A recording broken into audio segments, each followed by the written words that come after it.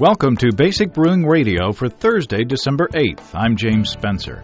Here at Basic Brewing Radio, we're all about home brewing, making beer at home. Well, this week you're invited to come along for a blind mice brew at the house of Casey from Siloam Springs. If you've listened to the early episodes of this podcast, Casey from Siloam Springs, Arkansas was mentioned in a few of our early shows. A few weeks ago, Casey was kind enough to invite me to his house for a big brew, and we'll take you there in just a few minutes. Also, Casey shows us how to make an all-grain starter using a French press coffee maker. Now, before we get into the mailbag, I want to tell you about another project that I've been working on. I produced an audiobook version of A Christmas Carol by Charles Dickens. It will go on sale on a site called Telltale Weekly, and it may be out there by the time you hear this. The goal of Telltale Weekly is to produce low-cost versions of works that are in the public domain and release them under a Creative Commons license 5 years after the initial release of each project. So eventually, these classic works that are in the public domain in print will be available in audio form for free. There's a lot of good stuff on Telltale Weekly, including 3 other audiobooks of mine. To learn more, go to telltaleweekly.org or click on the link on the basicbrewingradio.com site in this episode description. Well, the Frapper map continues to grow in popularity. There are lots of good comments, photos of home brews, home brewers, brewers with their equipment, and even an animated photo of J-Dub in Boise, Idaho, drinking a beer. It looks like a porter. I appreciate everybody taking time to participate. And, I don't have any problem getting motivated to produce the next show when I look at all of you out there across the country and around the world, for that matter. And if my server statistics aren't lying, it's still just a fraction of who's out there. So thanks for listening again, and thanks for playing with the Frapper map. And one of these days I'm going to find time to put a permanent link out there so that we can find it a little easier. It's if you look in the episode description, I think of the episode before last. Speaking of who's out there in the world, let's look in the mailbag. If you'll remember last week, Matt from Pittsburgh wrote in to ask for advice about boiling extract in a small volume. I gave him advice based on discussions with Bob Hansen from Brew and from reading a couple of articles that if he's only boiling 2.5 gallons, he should wait to add his extract until 15 minutes before the end of the boil. That way he'd get better hop utilization and avoid darkening his wort. Well, luckily, John Palmer was listening and took the time to write in to comment. John says that he's concerned that boiling hops in plain water may lead to grassy off flavors from the hops. And I talked to Chris Colby of BYO Magazine this week to interview him for an upcoming show, and he expressed the same concerns. So, based on John and Chris's advice, if you're doing a small volume boil, you may want to add a small amount of extract in the beginning of the boil to avoid getting off flavors from the hops. Chris says that even an eighth of your extract would be enough to help out. So apparently it has to do with the pH of the water.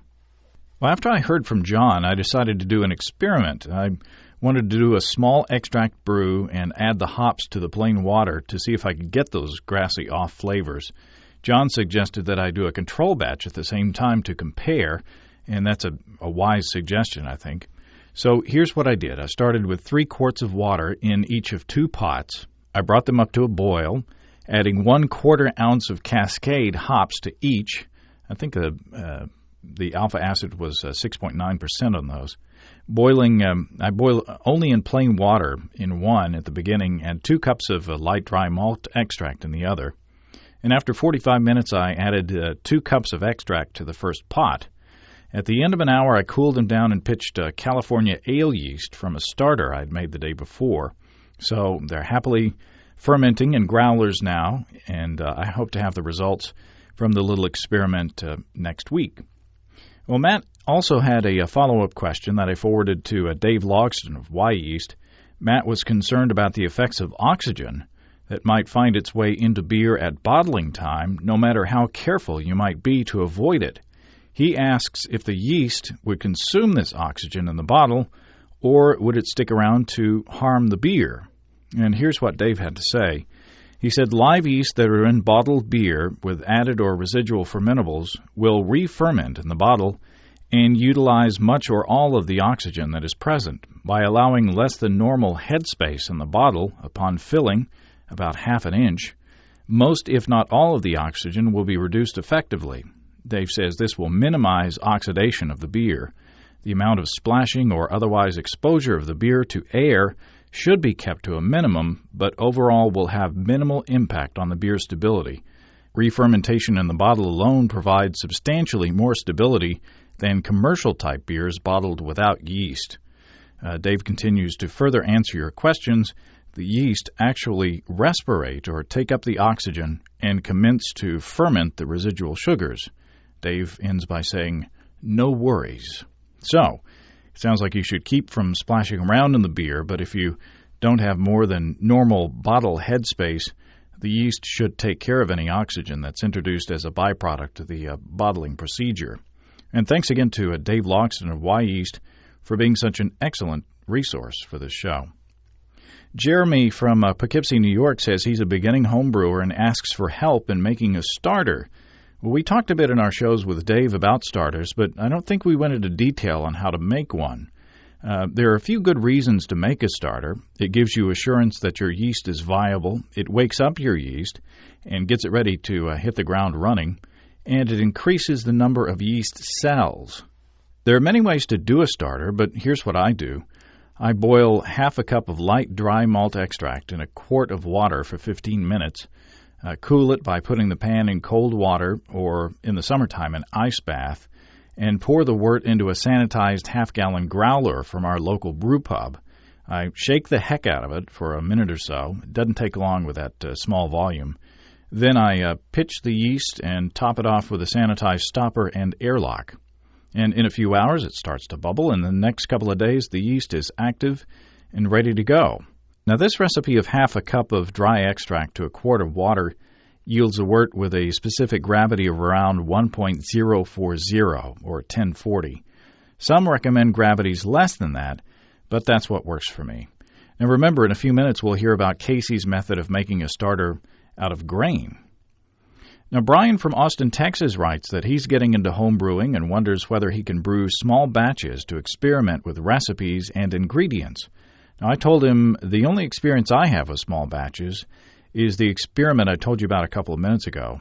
But I have read about experienced homebrewers making batches of a gallon or two to play around with recipes.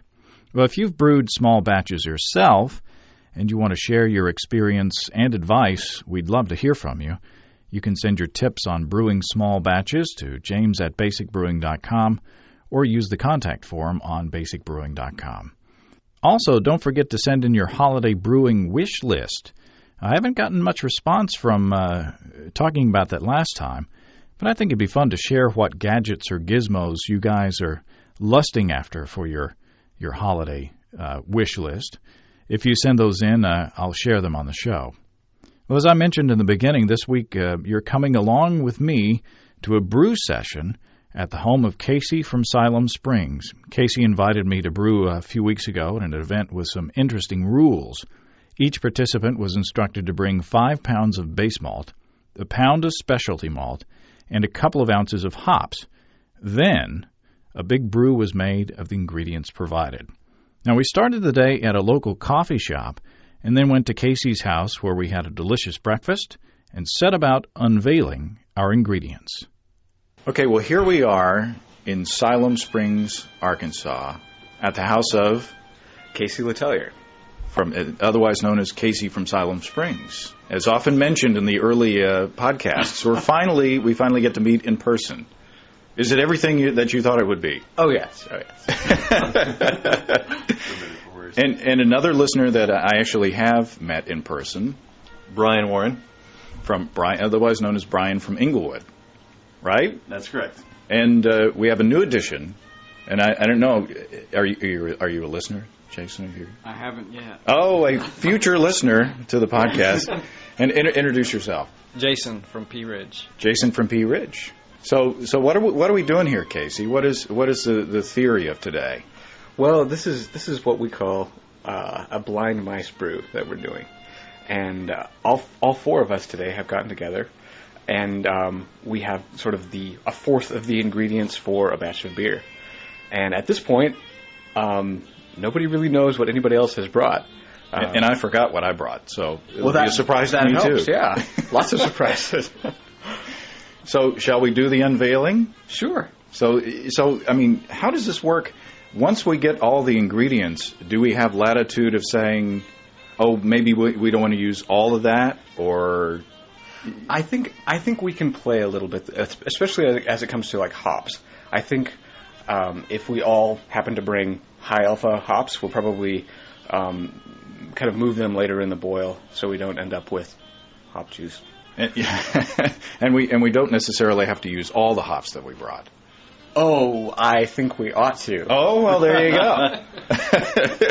How much hops did you bring, James? Well, I only brought 2 ounces. Oh, okay, that's not so bad. This is actually the third blind mice brew that we've done. We started this about a year ago, and that was just a 3 blind mice, which is kind of how we got that name. And that ended up being kind of, I guess we kind of coined that what did we call that? We called it various things. We called it a Grand Cru because we looked like through all kinds of. That one actually had like spices and molasses, and it was a much more of a kitchen sink type of brew. But this one's a little bit more. We kind of said we were probably shooting for a barley wine this time, and so we can kind of like adjust our hop strengths and that sort of thing to shoot for that. But we'll find out when we see who brought what grains and that sort of thing. Well, let's see what we got. Who do you want to start with? Jason? Yeah, that sounds good. Jason, show and tell. Well, where's your stuff? Casey, what is this? It's two-row. It's 2-row. Yeah. 2-row. That's good. I wasn't sure how many I was gonna.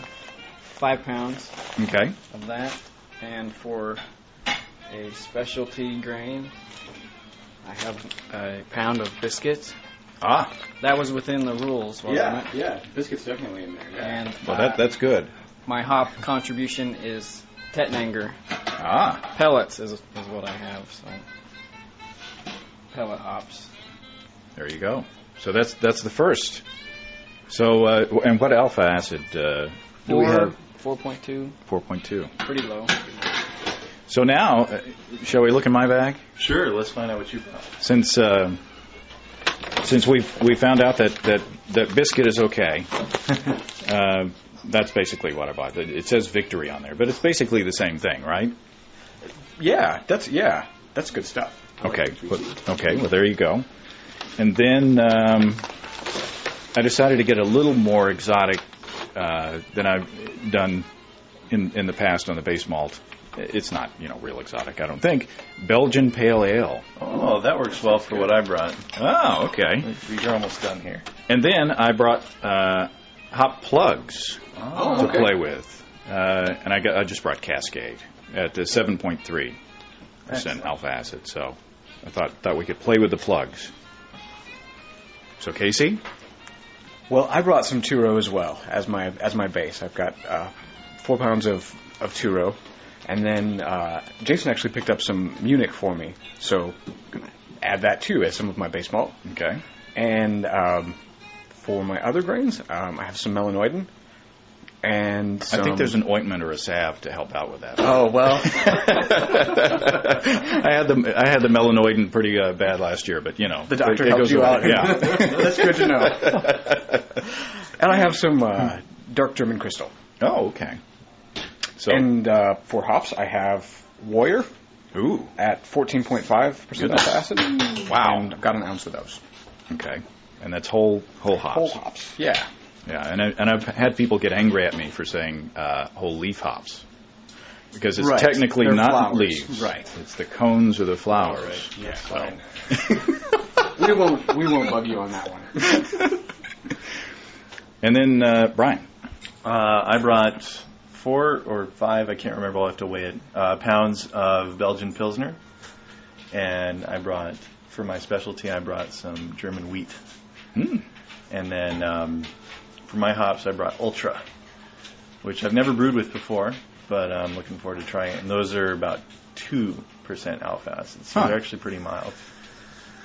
Very good. All right, let's make a recipe. That sounds good. And we'll come back. Once we had a chance to formulate a rough recipe, we headed to the carport to mill the grain.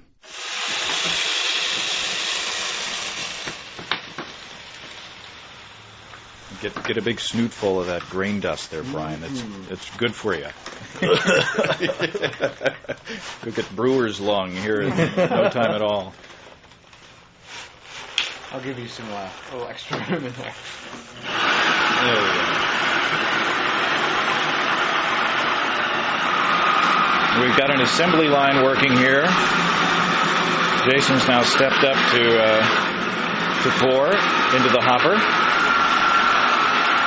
And of course, the only one not working is me. Of course, this is kind of work. I'm recording the event. Holding that recorder is a lot of work, James. I appreciate you doing that for us. Well, it's heavy. Maybe I can fetch beer later. That'll be my job. Okay, we're back inside. Is that Coltrane that we're... Miles Davis. Miles Davis. Sorry, just offended some jazz people out there, I'm sure. So you sounded smarter later. Yeah. I could just record it over again and say, is that Miles Davis? Yes, it is. In fact, why don't we start all over again? Is that Miles Davis? No, that's John Coltrane. Oh! Now, Casey's busy assembling the mash tun, and that is an Igloo 48-quart square cooler. I don't think I've ever seen one like that. With a copper manifold in the bottom. Yes, manifold. That's a nicer way to say it. I coiled some copper up and hacksawed some slots into it. It's a manifold. Well, technically. Would you guys not agree? Oh, that's one mighty fine manifold. It looks kind of like a scorpion's tail in the bottom there. And then once we get it assembled, we'll be ready to mash.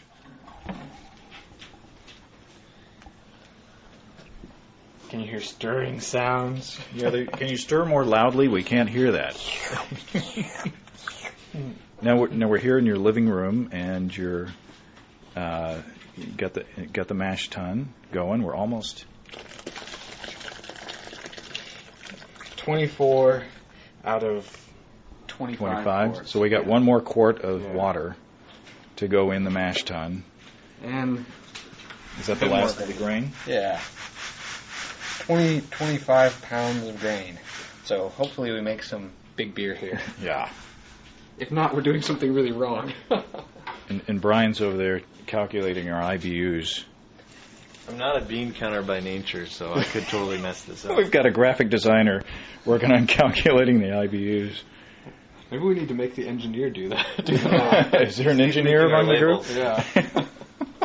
The engineer's making the labels, and then you got the... So that's looking pretty porridgey there. Yeah. Wonder what smells so nice. Wonder what the temperature is. We should find out. Let's see if our calculations on the temperature are anywhere close. Man, that's a big mash. Drum roll, please. If we hit it on the first try, I'm not going to be able to brew without you guys anymore. I always go low. The thing about going low is you can always bring it up. That's true. Or high. Wait, I'm looking at the wrong. 140. Yeah, 145. But we're at 1 quart of water per pound, so we could add some boiling water and bring that up a little bit. Yeah. So actually, we're doing we could do a 2-rest. We can call this a 2-rest mash. I always start thinking I'm going to do a single temperature mash, and it ends up being a step mash just because I hit low every time. But that's not a big deal, and it smells so good. Mm-hmm. Now, while we were resting and the enzymes were converting our starches to sugar, I took the opportunity during a break in the action to ask Casey about his method of making all-grain starters. So, while the mash is happening, this is our second temperature. We're up to like 157 or 8. 7, yeah. Maybe 156. So we're doing the second rest. Yeah. While we're doing that, I want to talk about your technique for making a starter that apparently is innovative. And, if somebody else has done this, I'd like to get an email from them. But Yeah, someone else who can claim, hey, this was my idea first. I didn't, yeah. So this is, we're kind of calling it, we've heard of mini mashes. Right. And we're kind of calling this a teeny mash, or at least I think I started calling it a teeny mash. That's a pretty good term. What did you call it? Well, I'm just doing kind of like, I wanted to do an all-grain starter. I actually don't usually keep kind of dried malt extract on hand, which is usually what people do, kind of make their starter. Right. So just a really miniature-sized mash so that I can end up with about a quart of wort for doing a starter.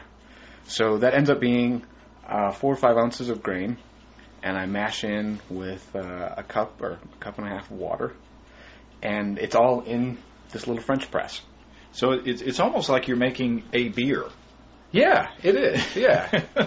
An all-grain beer. Uh-huh.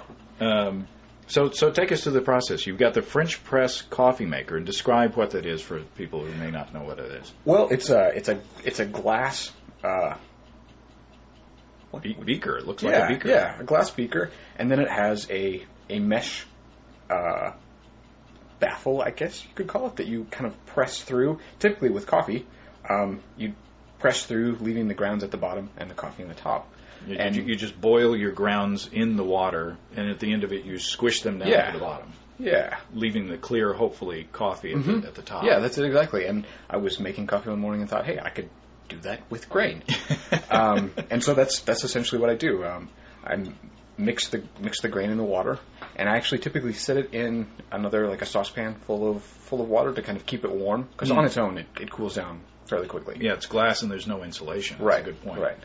So let it sit for an hour, and then add another couple cups of water to mash out, and then I press it, and I end up with a quart of wort. I usually just boil it for half an hour or so. I typically don't hop my starters, and then I've got an all-grain starter. So it's a little fussy, but it works pretty well. And then it's kind of the fun of being able to say, hey, I actually all-grain, even down to the starter. It's all grain from the very start to the end. What kind of feedback have you had from people who've heard that you've done this? Well, and some of those may be in the room. Usually it's, wow, that sounds like a lot of work. Yeah, I'm actually curious to hear what kind of, like, as your listeners hear it, some of those who might be looking specifically to, like, if you're doing an original Pilsner and you're, it's supposed to be a one-ingredient beer and you don't want dried malt extract in there, yeah, just to be able to do a starter that includes your original ingredients. Yeah, it seemed like a nice way that it really isn't. You don't really have to fuss with it too much once you start. So it only ends up being a little bit more work than doing it with dried malt extract. And home brewing is about the process, in my opinion. Yeah. I mean, I've been harvesting my yeast and washing my yeast, and somebody said, well, yeast isn't that expensive. Why go to all the trouble? Well, because you can. Right. It's another part. It's another thing to do with brewing. It's another part of brewing. So, I mean, if you have fun doing this, so very true. Yeah, there's I think the more you kind of get into beer, the more you realize you're not doing this to save money. Just doing it for the love of making good beer, and this is kind of another little layer in that for me. Well, there you go. So Brian, have you done the teeny mash yet? I've never done a yeast starter in my life, so no. But I think it sounds like fun. I mean, I have a French press at home, and it's my favorite way of making coffee. And Casey's turned me over into the teeny mash lifestyle as well. So I like the idea. I think it's a great idea. And I mean, it does save a little bit of money, I guess, but for the more purist kind of aspect of it, I really like it. So. One more thought on kind of like getting your coffee press ready for making a teeny mash. There's a lot of oils in the coffee, So kind of making sure you have a really good hot water rinse, maybe a little soap, but then making sure you rinse off the soap. But just to make sure you don't end up with a mash that ends up ruining the head of the rest of your beer. That's a good point.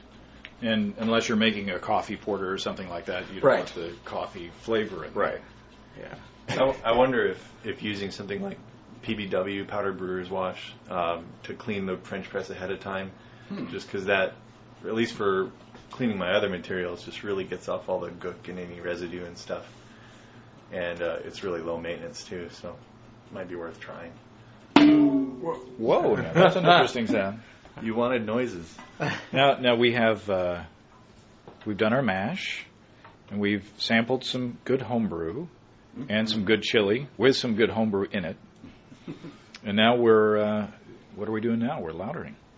Yes, it looks nice and thick. We did a few quarts of Vorlafing, and started coming out much clearer. So now we're lautering. Is all of that going to fit in there? No. We're not worried about that, though. We'll worry about that when it does get full. Yeah. We'll switch that pan when we come to it. And we're going to do a batch sparge. Yeah. So we'll drain all this out, and we'll fill it back up, stir it around a little bit, and boil off again, and then drain it back out again. Yeah, Jason has his kettle that he's got full of heated water, and that's what we'll use next for our next sparge. Yeah. And what was our target original gravity going into the fermenter? We figure it will be like 1.106. That's correct. And what were the IBUs? Our total IBU is going to be 87.35. So fairly hoppy, but you know. It's going to be pretty malty too, so yeah, it'll be a good balance. Yeah, and a big beer. So we're outside in the garage. We've got two boils going now. One inside, one outside. We just added the bittering hops. And what did we decide for the bittering hops? We went ahead and got, I'm trying to remember exactly how much. It was an ounce and a half of Warrior, which are pretty high alpha acid hops. It's like 14.5 or something? Yes. So, percent? So they upped our IBU quite a bit, but given how malty this beer is going to be, and just with the sheer quantity of wort that we're boiling, it's not going to be a really super bitter beer. At least that's not the plan. Yeah. We'll see what happens. Right. It's always an adventure with homebrewing. That's right. And we kind of eyeballed how much each pot had in it, and we still got to kind of figure out at the end how we're going to combine it all together. But, right. We're hoping it boils down enough that we can fit it into at least one vessel before we separate the beer out. Yeah. Because we're doing it a little differently this time. We're not fermenting in one fermenter. We're splitting it out among each of the 4 blind mice to ferment on their own. So we're going to boil it down into a manageable quantity, cool it down, pitch it, and then divide it by 4. Right. Well, don't forget aerating. We couldn't forget That's that. right. That's right. But not hot side aeration. No, we wouldn't want that. You and Casey have got a little discussion going on hot side. You could call it a discussion if you want, James, but we tend to be a bit at odds. When hot side aeration was first brought up today, Casey was a little concerned about it. I said, "Oh, you mean the myth of hot side aeration?" And he kind of gave me a sneering look. But in fact, you were kind of splashing a little bit when you were pouring some wort from one kettle to the other, and I could hear him cringing across the room. So I was a little bit more mellow when I poured the wort, and so he got a little more understandable. So it was good. Very good.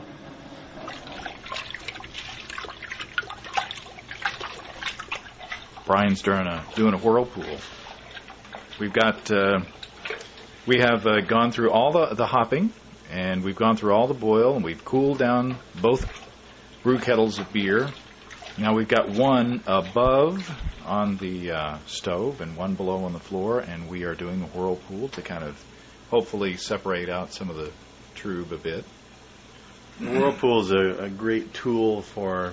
It's very low tech, and you just kind of swirl it around and get a good swirl going, and then you just let it settle, and you've got a nice little cone of trub right in the center. The cone of trub. Is that all you're gonna work? I usually go for a little longer. More? Okay, I go for a little give me longer. the call. And I think Casey, I don't know. I think he's on the edge of being anti-whirlpool. No, I wouldn't call it anti-whirlpool. I just really haven't done this. Usually, once I've chilled, I siphon out with the chiller still in there. So I kind of, I'm taking the temperature and making sure I'm down to a good temperature, and I swirl it around a little bit inside the immersion chiller, but nothing to the state of the vigorousness that we're doing here. And this would not be hot side aeration. No, it certainly would not. We're below 80, so at this point, the more air, the better. I think that's probably good. You got a good rapid whirlpool going there, and you could see the bowling effect of the wort there. And Casey's also got a little kettle of water, little pan of water boiling there. Yeah, we're getting ready to sanitize the air stone for pumping some air into the wort. And you also use it for something else too. That was handy. Yeah, I stick the end of the tube, the siphoning tube in there, which makes it a lot easier to get over the end of the rack and cane. Makes it more pliable. Yeah. And Jason, are you packing up? I am. I have to leave. Are you leaving? Well, it was good to meet you.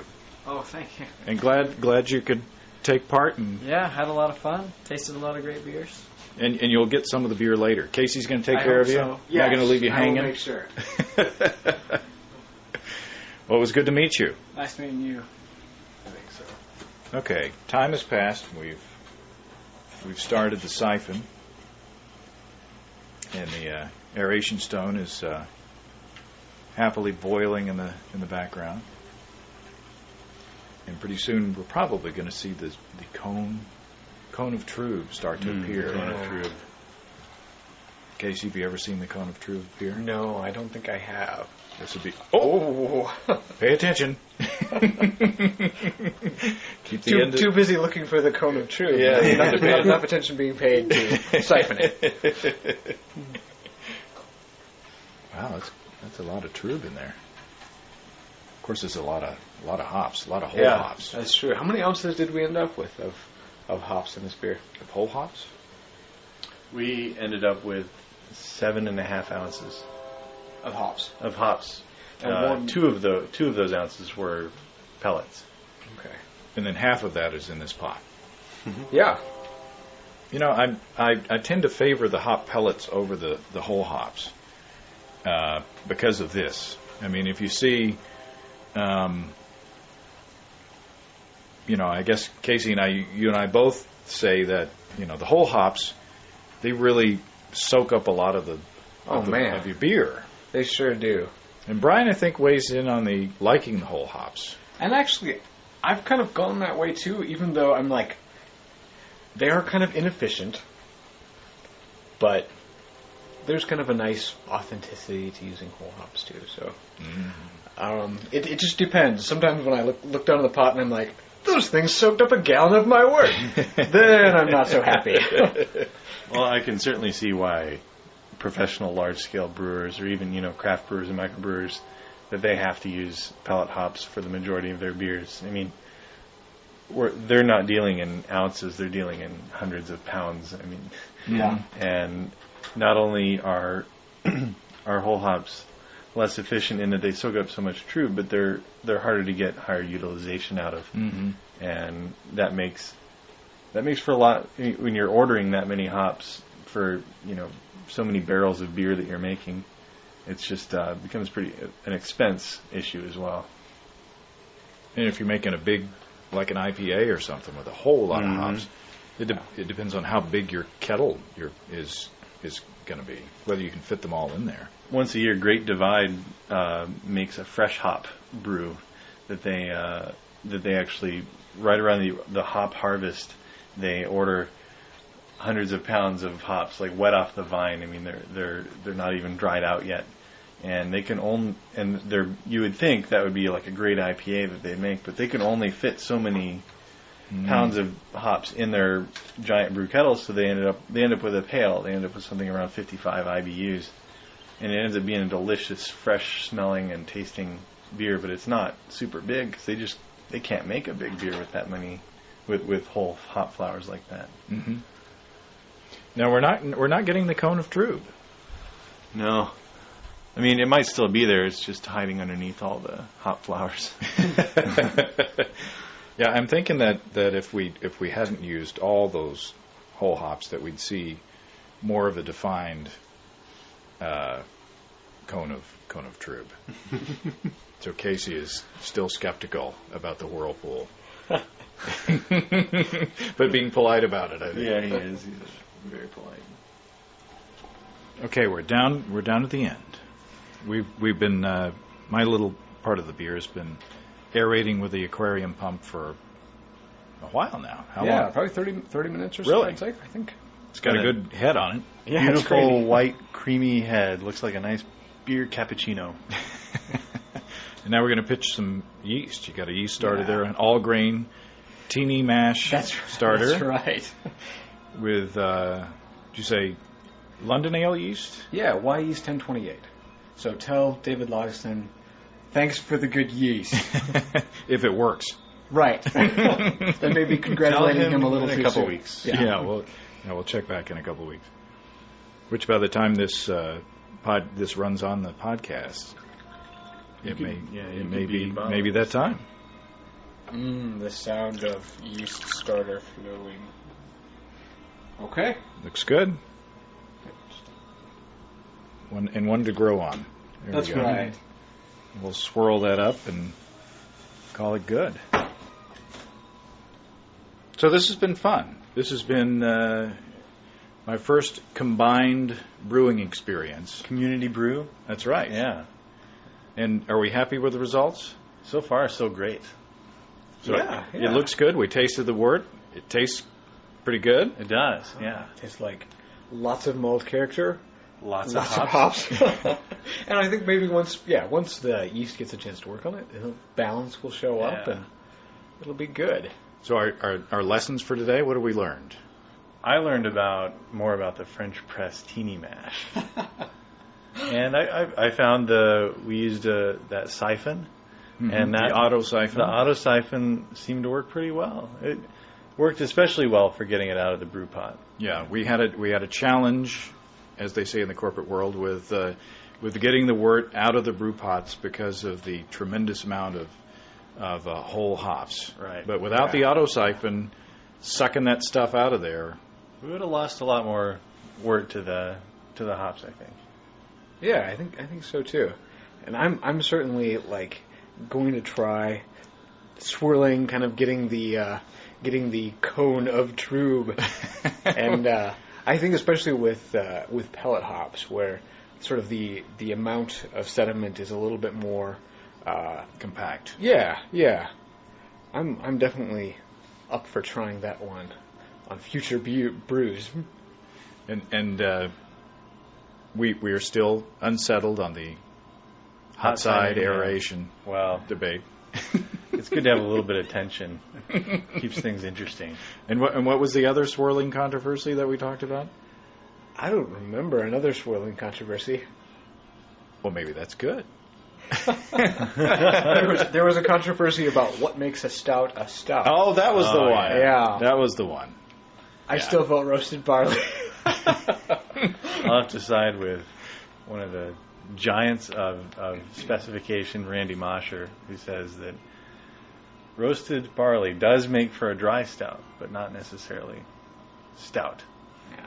Well, there you go. Yeah. So one of those debates that will continue on, which in friendly terms, though. Right. Of No course. bruises, no blood. Over the a good debate to be carried out over a few pints. There you of go. There you various gives examples you of stout. something to talk about. Yeah.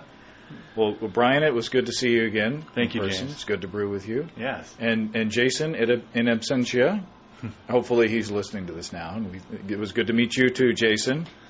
And Jason had to go a little early. Right. And Casey, thank you so much for the use of your house. Oh, you are welcome. And thank you so much for coming. Well, it was a blast. It's good to have another blind mice. Yeah. Blind mouse. Right. And hopefully we can inspire other people to do the same. Yeah. Indeed. And it would be really fun to hear what people come up with when and if they give this a try too. There you go. And once again, I want to thank Casey, Brian, and Jason for letting me, and you for that matter, take part in their Blind Mice Brew. I also want to thank Casey's wife, Tracy, and Brian's wife, Anna, for being patient while we kind of took over the house, and for Tracy's being so brave to let Casey mash in the living room over the carpet. Now, the beer turned out a bit lighter in gravity than we planned. I think we figured out the original gravity going into the fermenter was 1.078. I tested my share of the beer the other day, and it stands at 1015 or 1.015, giving it an apparent attenuation of about 81% and an alcohol by volume of around 8.8%. It tastes good so far, so I have high hopes for it. Casey says he's sending me some hops to dry hop it before bottling. And for those interested in the teeny mash, here are the details from Casey. He starts his teeny mash with a 1/4 pound of base malt and 1 to 1.5 cups of water for his teeny mash. And Casey says he sparges to get a quart of wort at 1.025 specific gravity, assuming 65% efficiency, he says. He says that since a small volume of wort boils down fast, even with a 15 to 30-minute boil, he usually has to add another pint of water if he wants to end up with a quart at the end of the boil. Casey says he tries to get it close and then adds more boiled water if he needs to further reduce the gravity a bit. Or Casey says he just assumes he's close enough, pitches the yeast, and relaxes with a home brew. I think that's the best advice yet.